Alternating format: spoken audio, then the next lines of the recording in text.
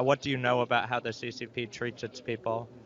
Well, I know the CCP is a very oppressive regime, and communism is obviously an awful political ideology that oppresses large groups of people, religious minorities, ethnic minorities, but also even people who are not members of the Communist Party, which I understand a small proportion of the total number of people that live in China actually are members of the party.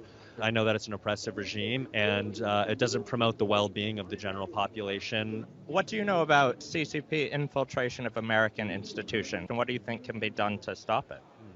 Well, there's a huge infiltration of Communist Party, I think, within the United States. Number one, a large problem is our huge economic codependence with each other. I manufacture products in China. So many American companies do that. So that is some sort of relationship that's quite complicated that exists. That has the potential, I think, to be a very beneficial to both of our countries. But I think the Communist Party makes that relationship difficult and mutes a lot of the positive benefits that could come from that relationship in the first place.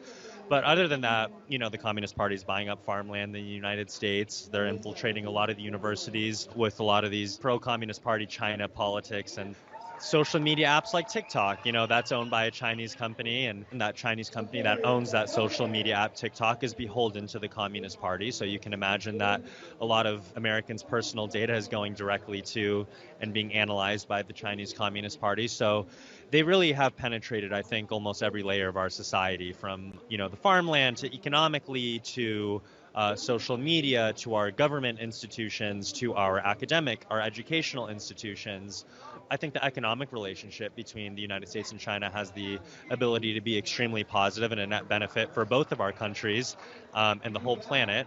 But I think the Communist Party puts itself in between what could be a positive relationship and dampens the impacts of what could be.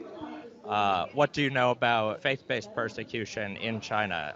Yeah, I've been to China actually. In 2014, I was there on a Christian mission trip, sharing my faith with college students in China on college campuses. While I was doing that, I was also becoming friends with college students and sharing my faith with them. And I was actually arrested by some police officers on the campus for doing so and not allowed to go back to that campus after doing that. So I do firsthand know some of that religious persecution that exists within the country. Since I've been, it's only gotten much, much worse. So that would be with Christians or Muslims or really any religious minority that doesn't subscribe to the atheism of the Communist Party. Those people groups are persecuted.